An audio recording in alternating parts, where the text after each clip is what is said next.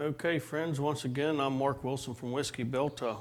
We've already went through the first part of removing the lowers and prepping the bike and checking to make sure we had the kit and everything we needed, parts list and stuff. So now we're going to go through the second part of this, which is actually installing the front bracket, which is this piece here that's going to mount up underneath the floorboard here. For this, we're going to use this 3/8 Allen wrench to start with. We're going to remove the floorboard. And this when it's going to be handy to have the 3/8 Allen wrench socket. So we're just going to get in here and loosen this, break it loose with this wrench here. And we get it broke loose. We break this one here loose back here. And then at this time you want to go around to the other side of the bike with your ratchet and socket, and you can loosen this stuff all up. It's a lot easier to get in. And boys, look how fast that comes loose. And we're going to do the same thing on the front piece here. We got it almost done, so we'll come around there and catch it so it don't just fall. I'll just leave that ratchet over there. Finish taking this off. Now make sure you don't lose your washers and your spacers, because you'll want to use them again here in a little bit. Now we are going to replace these two 1/2" 13 Allen bolts with some longer ones that comes in the kit. So we got that off. I said there's your washers you want to save. Now for the front end, we're going to use the T40 Torx bit and a 9/16 wrench. We'll get in here and get this all loosened up. What we're taking off here is the bolt that holds the engine guard on. And we'll save that stuff. Here's one thing you might keep in mind when you go to strap the bike to the lift is not to put the strap on the engine guard, at least on this side of the bike, because you have to kind of muscle this thing around just a little bit. And I just kind of make sure you got the bike tied down good. Get in there and move that around a little bit so you can get this bolt out. We'll just put the nut back on it, set it down here. Here's the two spacers that came out from behind the floorboard. You want to make sure you hold on to those because you'll need those again when you go to put it back together. Then we're going to take our bracket that goes on the front, and we'll kind of hold down on this engine guard and just slide this thing in from the rear, slide it in behind the engine guard, and just kind of get it up in place there. And then look through your holes here where you took your floorboard bolts out and make sure that they're lined up real good. One thing you could do is try to stick the bolt through there to make sure that it goes through those two lower holes. And if it doesn't line up just right, you might look in this area right here. I've found on a couple of them that there's a little bit of a clearance issue on this bracket.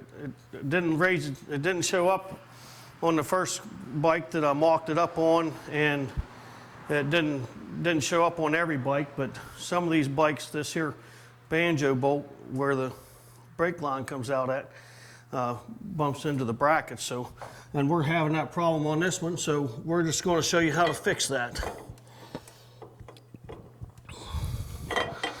Here's another time you might use this drill, and get yourself a tapered bit sort of like this, or some kind of deburring bit.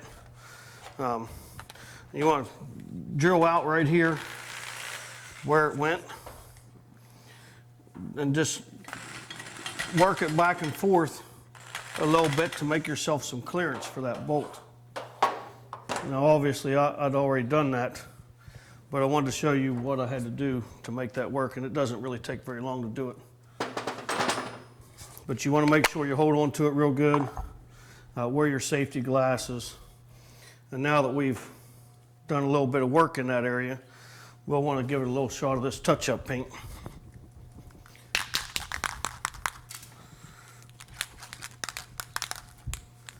And you can use this if you scratch anything else, you know, you get a little bit too rough or something and get a scratch on it, you can always put a little bit of paint on it to, you know, keep it from rusting. And, you know, don't be shy with it. not going to hurt anything.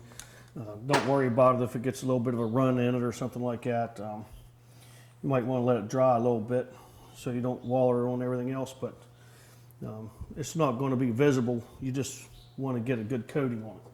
So if it runs, let it run. Don't let that bother you none. Okay, so now I'm going to, I've already checked it. It has the clearance that we need. So I'll go ahead and install it up in here. And like I said, it helps to get a good handle on that. Now when you're putting this stuff on, you've got a hardware package here that I was telling you about earlier. We're just going to dump it out here where we can see everything. And for now, there's only a few pieces of this hardware that you're going to use. The two 1/2" 13 Allen head hex bolts, you're going to use those. They're longer than the factory ones in most cases.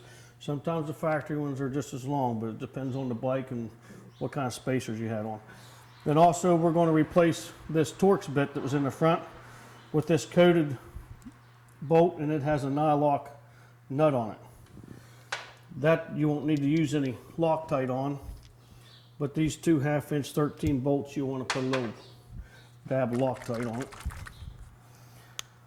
They make this in a lot of different forms. You can get this in a liquid, or they also make it in like a chapstick tube. And just put a little bit of that on there. Okay. Do the same thing on this one. It won't dry up instantly, so you don't have to get in a great big rush about this. Just try to get it on there.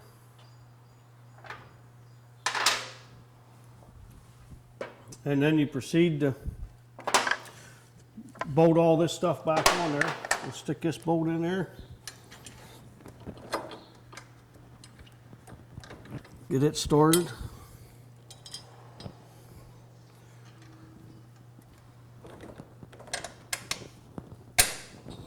Put this nut on the back. Okay. Then you're going to put these bolts in. Slide them up in there.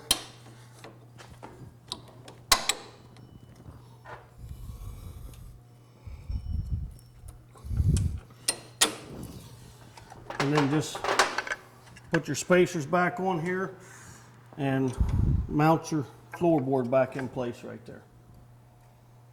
That'll be the end of